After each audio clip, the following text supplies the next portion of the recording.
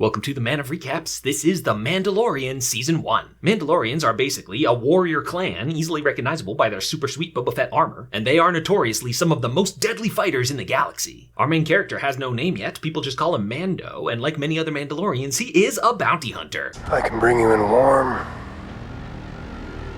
or I can bring you in cold. He's part of a bounty hunter guild led by Carl Weathers, whose Star Wars name is Grief Karga. He's got a job for Mando that pays real well, but is a bit sketchy because the client is ex-Imperial. The show takes place soon after the original trilogy when the evil Empire has just recently been defeated. But many Imperials are still out there holding on to what power they can, like this guy who has a job for Mando. Bounty hunting is a complicated profession. You won't tell him anything about the mark, but the pay is very real, not in Imperial credits, but in Beskar steel, a super strong metal from the Mandalorian homeworld. Mando takes it down to the sewers, where apparently he lives with a bunch of Mandalorians. They're led by a female Mandalorian, the Armorer, and none of them ever take their helmets off. That's a part of their strict code of conduct. This is the way. This is the way. She melts down the Beskar into a sweet shoulder guard for him, and while she's forging, we get Mando's backstory. Basically, his village was attacked by these war droids, so he hates droids. His parents died trying to save him, but he was eventually rescued by Mandalorians who adopted him into their crew. So Mando flies off to hunt his mark on his super cool spaceship, the Razor Crest. He's immediately attacked by a Blurg, a T-Rex frog, and is saved by Queel, a little Ugnaught who has a funny catchphrase of his own. I have spoken.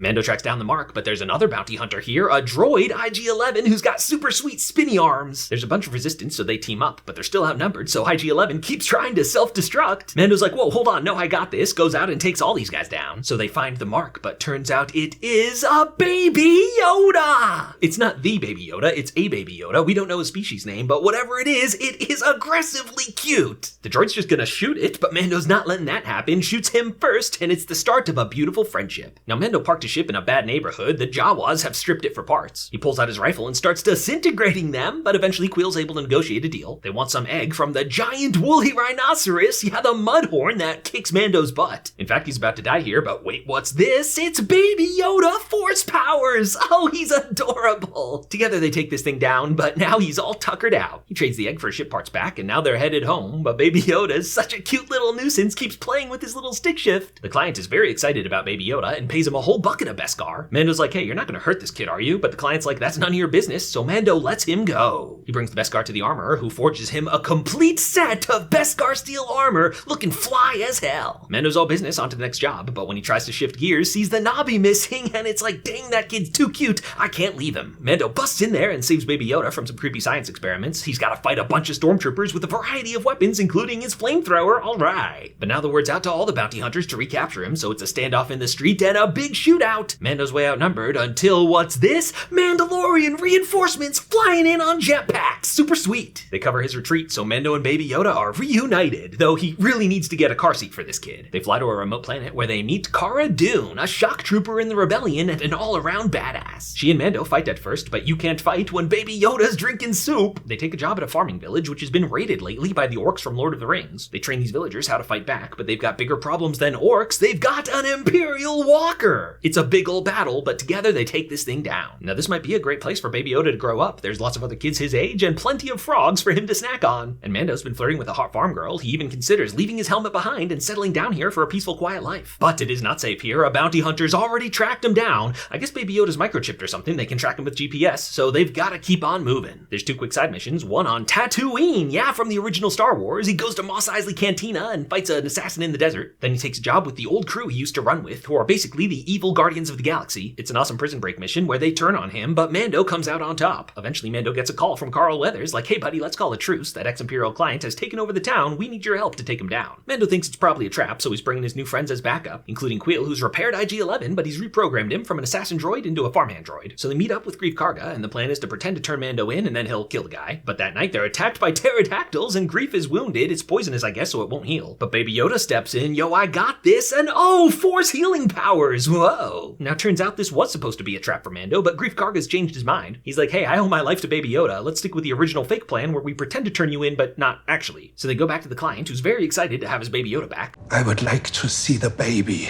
Just then, though, he gets a call from his boss, and oh, this whole bar's being shot up. Yes, it's a takeover from another ex-Imperial, but he's got an army of stormtroopers, so maybe ex-Imperial is not the right phrase. And this new villain is, yes, that's Gus Fring from Breaking Bad. It's Moff Gideon. You may think you have some idea of what you are in possession of.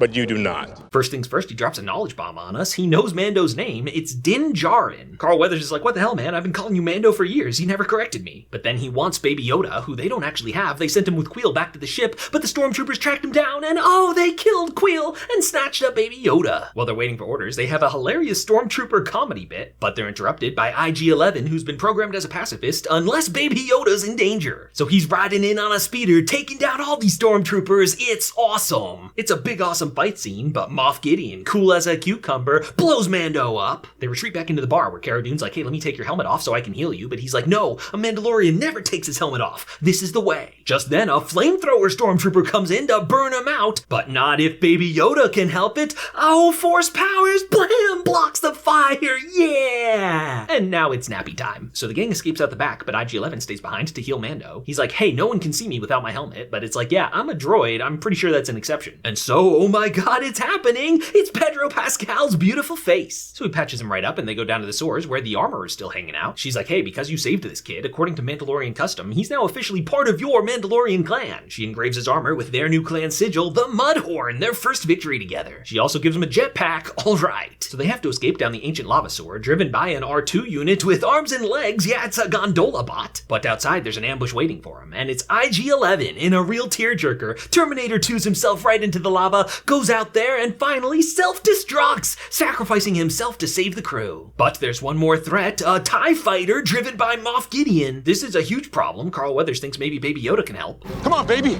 Do the magic hand thing. So it's up to Mando and his new jetpack, baby! Yeah, flies up there, grapples onto this thing, plants a bomb, and boom! Greef Karga's like, hey, so 3 of us restart the Bounty Hunters Guild? But Mando's a father now, he's not about that bounty hunter life. So he and Baby Yoda fly off into the sunset to have a whole new season of adventures. But at the crashed TIE fighter, Moff Gideon survived! And wait, what is that? It's an awesome black lightsaber sword! Yes, that's the Dark Saber, which your Star Wars nerd friends will happily tell you all about. So you know Moff Gideon's coming for Baby Yoda, and that's how Mandalorian Season 1 comes to an end. If you like this recap, hit that subscribe button for more of the best recaps of TV and movies. And if you loved this recap, hit the join button to support the channel as a member.